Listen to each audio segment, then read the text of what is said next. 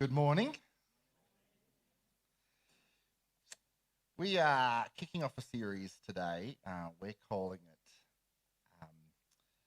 calling it Joy Together, and using that as a verb, we joy together. We're going to joy together, just to really trip out all the English teachers there, and also the translation service. I don't know how it's going to handle that, but anyway. We want to think about being a church that joys together, that is a church that is on mission together, serving together, and all wrapped up in the idea of deep, eternal joy. And so we're going to spend some time thinking about that. We're going to spend some time thinking about that in the letter to the church in Philippi, the Philippians letter. And so we're going to spend a big chunk of this term kind of going through the letter to the Philippians, and we'll see that these are two big themes in Philippians. The theme of joy, which we see in the passage we just read, and the theme of together, which we also see in the passage we just read. And we want to do a bit of thinking about what it means for us as a church, doing life, doing ministry, sharing things, and how that is impacted as we think about fitting everything together in our lives. Years ago, I went to a conference. It was run by Planet Shakers, which is like a youthy church. That's the name of their church, Planet Shakers.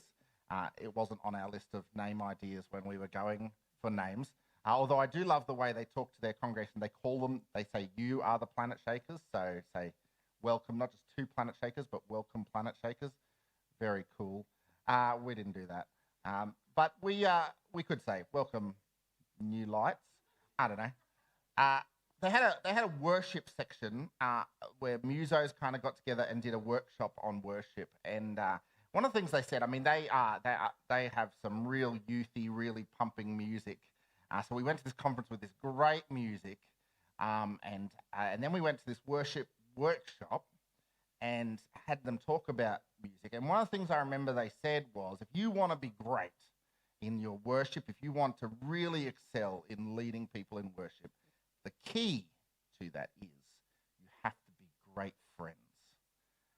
And I thought, what a great message to a bunch of youth people, that the way to keep growing in your music ministry is more Xbox together. Like, that's really what a bunch of youth need to hear when they're thinking about growing in their music ministry. Of course, I mean, that's an oversimplification of what he said, but it's also an oversimplification of the reality. But there is some truth in it, right? There's some truth that definitely we could say this. The truth is that it would be difficult to serve on a ministry team together in front of others if you were enemies, if you had real infighting between you. We could definitely say that that's going to work against you. So we would say that friendship and cooperation and collaboration is a key to working on a team. We would say lots of other things are key as well. One of the things he said was, he used this example, he said, like me and the drummer, we've never played together before. And the reason, it works for us is because we're really great friends. I was like, no, it's because you're both amazing musos, and that's going to really help significantly. But there is something about partnering together that does involve relationship, it does involve friendship, and it does involve a lot of other things. So as we think about what it means to joy together, I want to think through some of those different elements. And we get that right at the start of this letter. When we begin a series in a book of the Bible, that first section we read, because it is the introduction to the book, and it's the introduction to our series, those two things often come together in that first section. And we'll find that with this. As we think about joy together, we will find Paul, writing his letter, sets us up with the themes that we need. And it's right from the beginning. You see it in his greeting. A greeting is such a small part of Paul's letter, but such a key part. A greeting sets the tone for everything, right? I remember a few years ago, I had an email from someone who had challenged me on something, and I responded. And I imagine I was fairly short with them. I was a bit frustrated. But one of the things that was pointed out to me by the person I CC'd into the letter was that I didn't put a greeting at the beginning. I just put their name. It was just like, George, let me tell you this.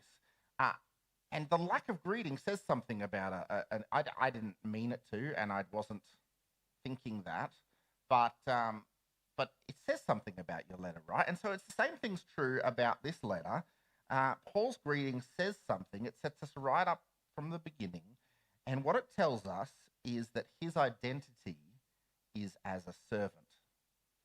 So for the youth here, if you're following along the first blank, I've given you the answer. It's a servant, although, to be fair, from the passage, he uses the word in the New Living Translation, slave. This is the words. Verse 1, this letter is from Paul and Timothy. That's unique for this letter.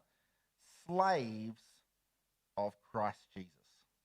That's his identity. That's how he sets himself up. Now, the word slave is tricky for us because of all the baggage that has happened through history. But the word servant, which other translations sometimes use, doesn't really depict completely what Paul is saying here. The Greek word, is doulos. That's a reasonably well-known word, particularly because the mission group OM had, I don't know if you remember this, but there was mercy ships, and one of them was called the Doulos, and now they've got the Doulos Hope, which is a ship that travels around the world. Doulos was a hospital ship, and this one's a library, Christian library. Doulos held the record for the oldest passenger ship ever in history, which, if you can say anything about Christians, they got lots of old things. That's what Christians do really well. Doulos means, well, it doesn't kind of mean slave in the way we use the word today, and it doesn't quite capture the idea of servant, because it's more than a servant. In Paul's day, there was a concept of slavery, which wasn't like go to another country and steal them and make them work for you. It was actually it was a way of paying debts. You would be indebted to someone. You couldn't get a mortgage. You couldn't get a loan. This was a way to do kind of large loans. You could sign up to someone and say, I will live and work for you, and my family will live and work for you to help pay this debt off. So things like that happened with this. This is someone who is tied to someone else, dependent on them, most likely living with them. That's the picture that Paul wants to paint.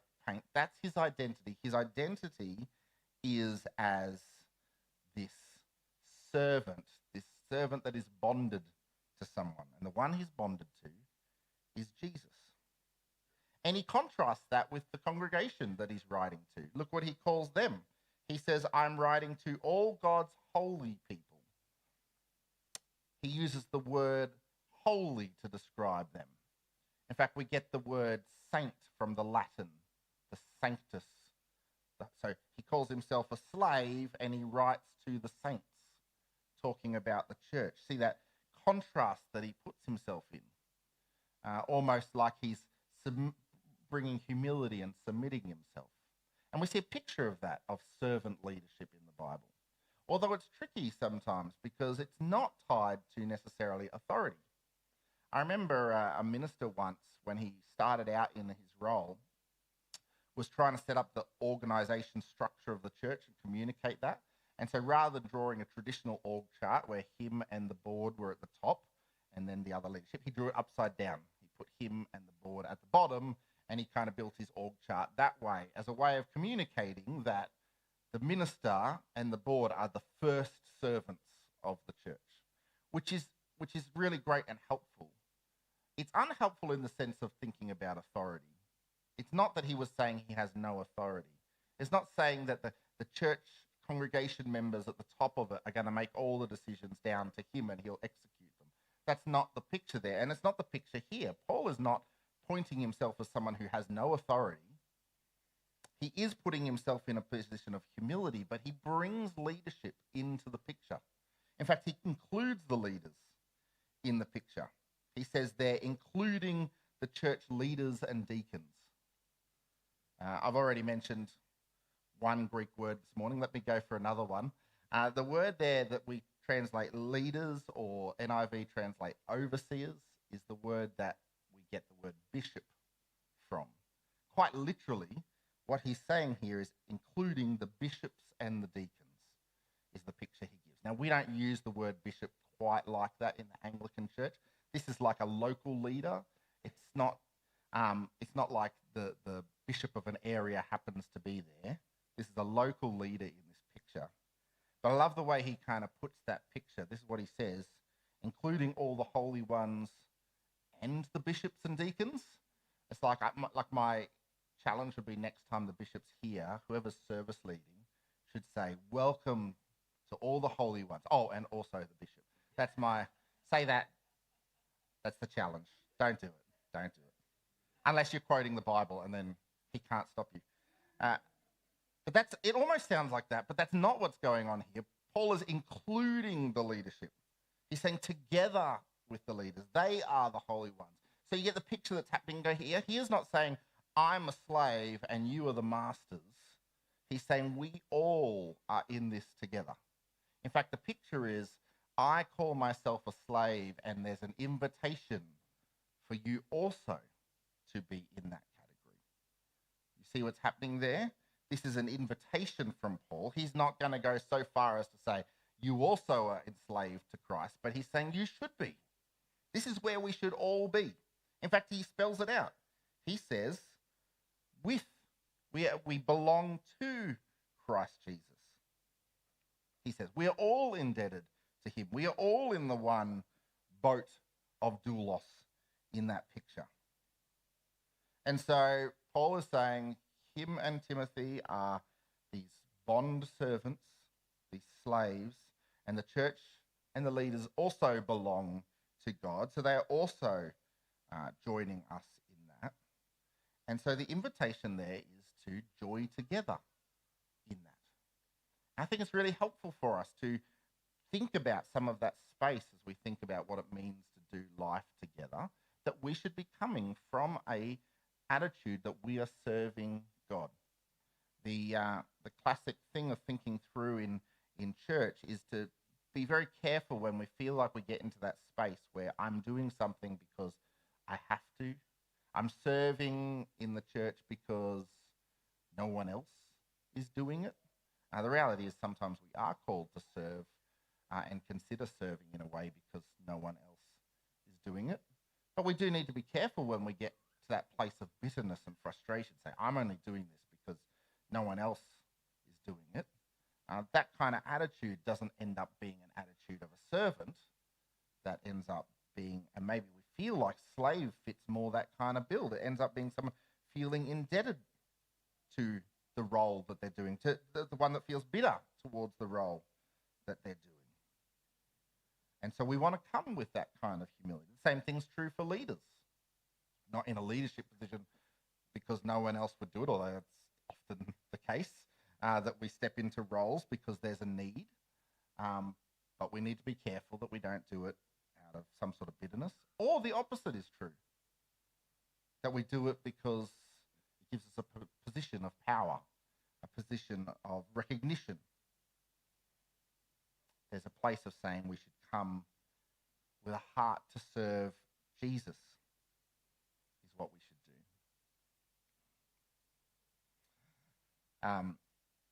I think there's a real challenge, particularly in leadership, but in the way we handle people and this attitude towards serving others, there becomes a real challenge, when we come into places of stress and difficulty, when things aren't going the way we want, or the way we're serving is difficult or pushes us to our limits. And those are the moments where we're more in danger of kind of falling back on bitterness or falling back on indignation or falling back on, I think the classic one for leaders that I hear a lot about lately is just, we use the words like bullying or being too aggressive in their leadership, just this reaction under stress to kind of demand people follow.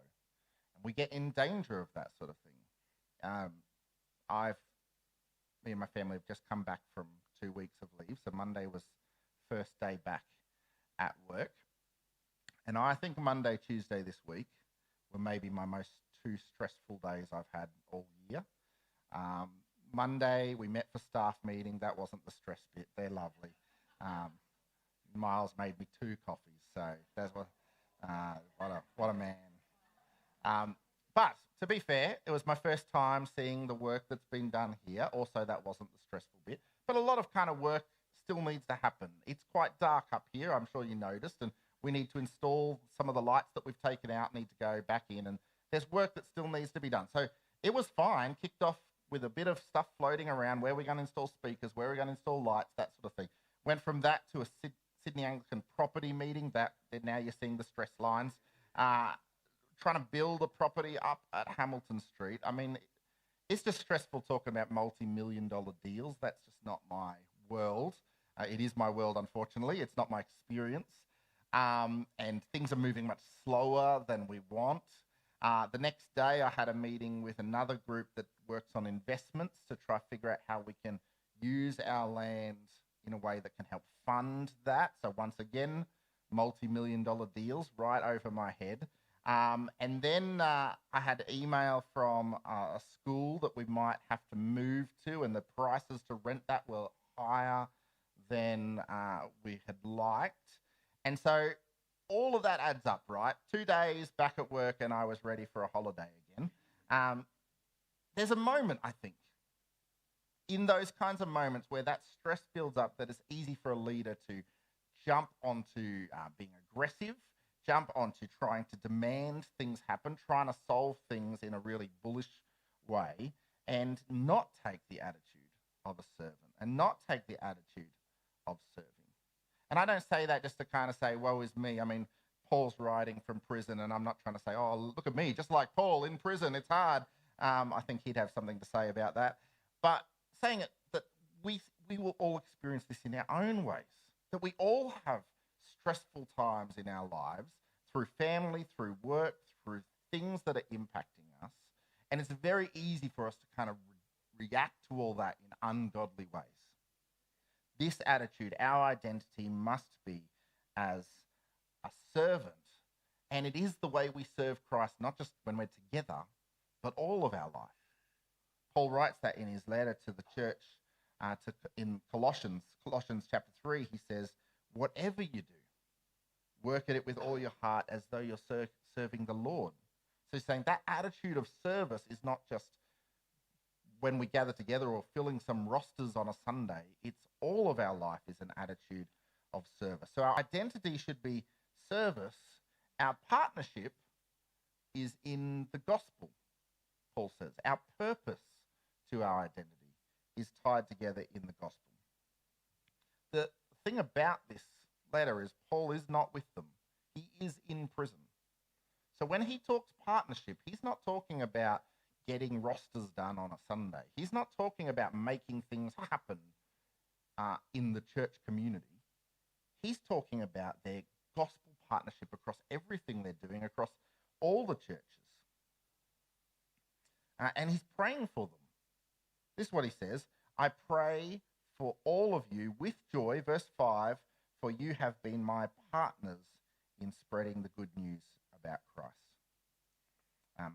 I've already gone for a few Greek words. Let me go for another one.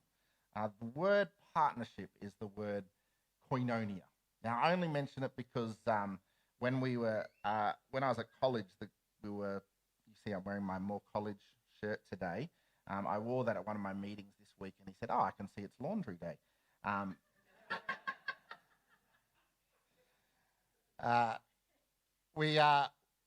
When my year group at college was putting together a shirt that we wanted to have printed to kind of represent our year group, koinonia was a word that they kind of grasped hold of. And so you can see on the back here, we wrote koinonia. Yep. And all around that, the circle is all the names of my college mates, bunch of nerds, that they put on the shirt, because koinonia captures something about partnership. Sometimes the word can be translated fellowship, and we don't use the word fellowship in that kind of same way anymore, but churches used to talk about we'd have fellowship, or there'd be fellowship groups. Been going through the history stuff, preparing for our 140th anniversary, going through photos, and you see the craft fellowship and the youth fellowship. That was a language that churches used a lot more to talk about community, but it's more than just community is the picture we're getting here. It's community with a purpose. That's the picture of koinonia. And so that's the picture we get that Paul is talking about here. Now, you don't need to know Greek to know that, because Paul has given us all the hints to what he's talking about there. We see the relationship. He's praying for them, verse 5. He wants good for them. Verse 6, he says, you have a special place in my heart. Verse 8, God knows I love you. You don't need to read the Greek Bible to see the picture of what he means by partnership. It's more than just a job. It's a community. It's more than just friendship. It's community with purpose. That's what's going on here. And the purpose, he says, is in spreading the good news about Christ. I think there is one danger for churches when you think about church fellowships, church communities. There's many dangers. One of them in particular is the danger that we kind of fall into patterns where our community together becomes about little more than just friendship. We want to have friendship, of course.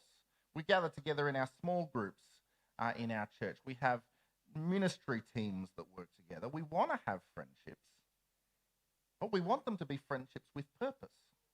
We want them to be friendships that are building one another up and that are a family together on mission together. That's the picture of partnership that we want. And so we want to try to do that. And so as we think about all the things that we're doing in our church, we're doing them because we have that partnership together. When we're talking about building a new building up on Hamilton Street, we're not doing it because we think we could get some comfier chairs and some nicer air conditioning.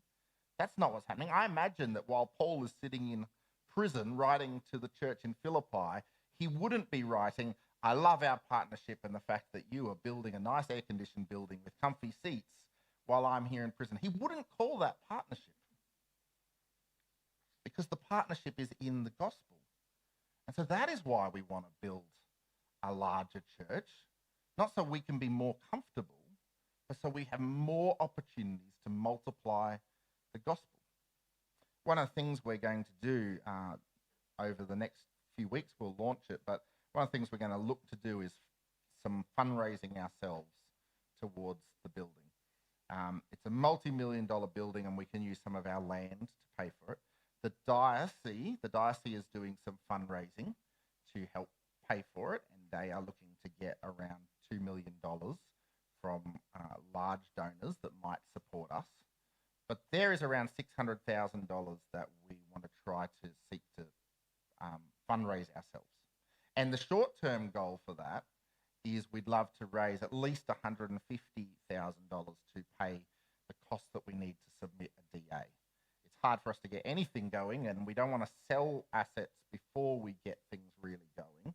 And so we want to get those funds so that we can get the ball rolling by submitting a DA. And so we will launch a campaign in the next few weeks to start thinking about that. As we go through a process like that, that is a cost to us. That is, I don't know what you think when you hear those kinds of numbers, but the idea of us as a church raising $600,000 is a big number to me. It's a scary number to me.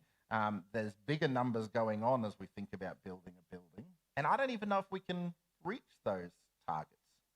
What I do know is that we want to be a church that has a heart for gospel partnership. And that means that we will partner together in this particular partnership and seek to do those things, not because we're trying to do something for ourselves, but we're trying to do something for the gospel. As we celebrate 140 years of that building, that part of that building, to be clear, that when I was preaching this morning, I could step backwards and I was in the 100-year-old building, and then I step forward and I'm in the 140-year-old building. When we think about 140 years plus of ministry that has happened in this area, those people didn't really build a church for themselves, right? They built a church for the many generations that came after. And we want to be building for generations. We have been, as a church, building for generations. And we want to keep building for generations.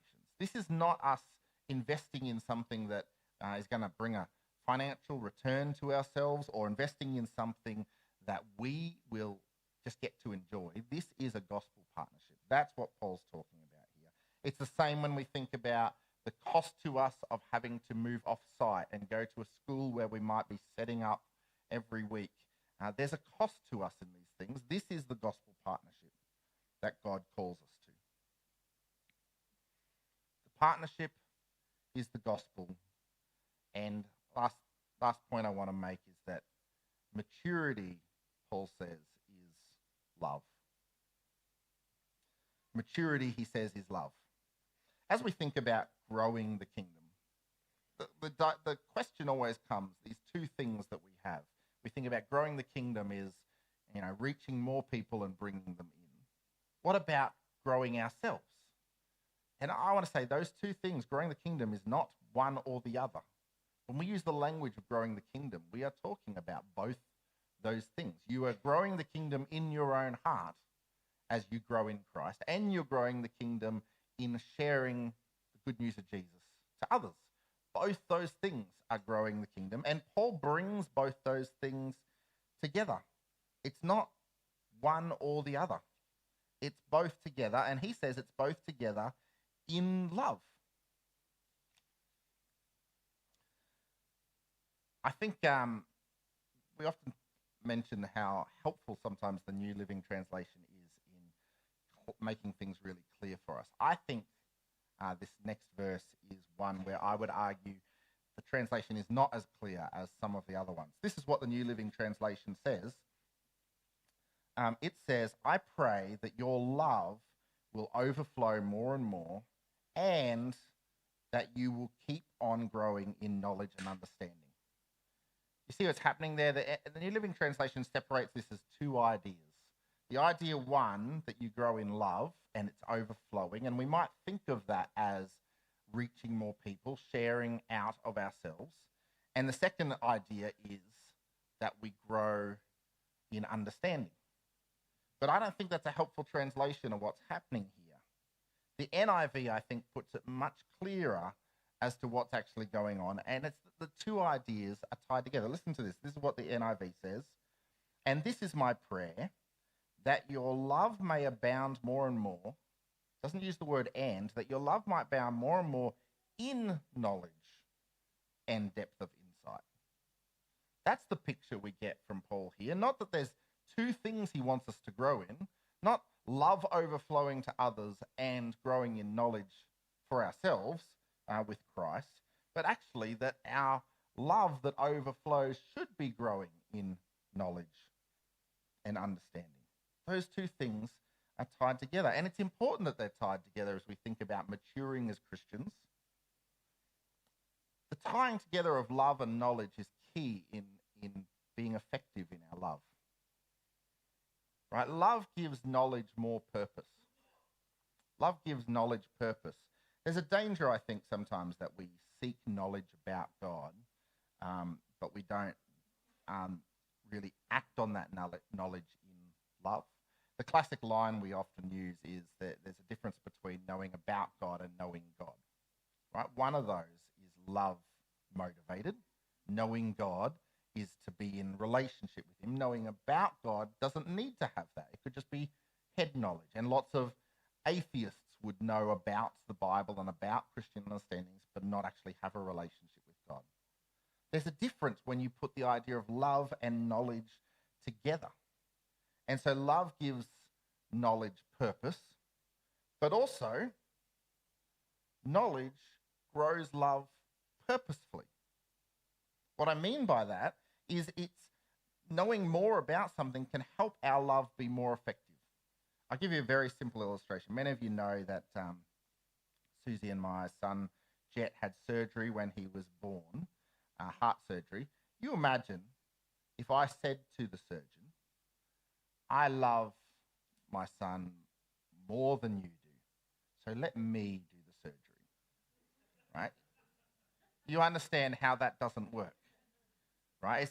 It's actually wouldn't be loving, would it? It completely undermines love.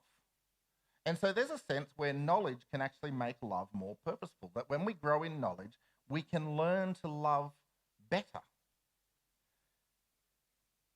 Paul says so that we might be able to discern the ways of God. That is to say, if God's way is the best way, then knowing God's way will help us love people the best way. Knowing God's ways helps us point people God's way. Knowing God's ways helps us point people God's way. And that's true as we deal with the dynamics of life. It's true as we deal with the complexities of relationships, of people's identity, as we live in a world that wrestles with identity in so many ways. The better we understand what God's way is, the better we can actually point people to God's way. That's tricky when we think about the idea of love, because it feels like the most loving thing to do can be let people live the way they want. And I want to say, we can't, as Christians, you can't force someone to live your way or God's way. History has shown that's an unhelpful thing to do. We have laws to kind of try to restrain community in a way, and we try to, as Christians, pursue laws that align with the Bible. But we can't force people to love God or force people to follow God the way we think they should follow God, the way we choose to follow God. But the better we know God, the better we can love people by pointing them towards him in helpful ways and try to do that in a way that is loving. Let me finish with this, and then we're going to spend some time in communion together. Our identity, like Paul, should be as a servant. He invites us to that. Our partnership is in the gospel, and our maturity should be in love. I think something that really stands out to me as I look at this passage is how it's wrapped, in a prayer. Paul's invitation here is a prayer for people and an invitation for them to be praying. And it's quite amazing when you look at the words and themes of that prayer. The challenge for us in prayer is often we come to prayer with worries and wishes, right? That's the classic kind of prayer approach. Here's the things I'm worried about, God, and here's the things I'd love you to do to solve my worries. That's nowhere near what Paul is praying for. Listen to this prayer. His prayer is that your love may abound more and more. I don't know when the last time you prayed that you might have more love.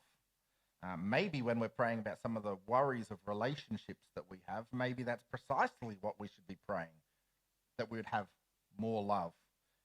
He's saying that your love might abound more and more in knowledge and depth of insight, so that you may be able to discern what is best and may be pure and blameless for the day of Christ, filled with the fruit of righteousness that comes through Jesus Christ, to the glory and praise of God. That's his prayer, not some wishes of things that he wants to see God do out there in the world, but wishes that he wants to see God do in himself, in the church themselves.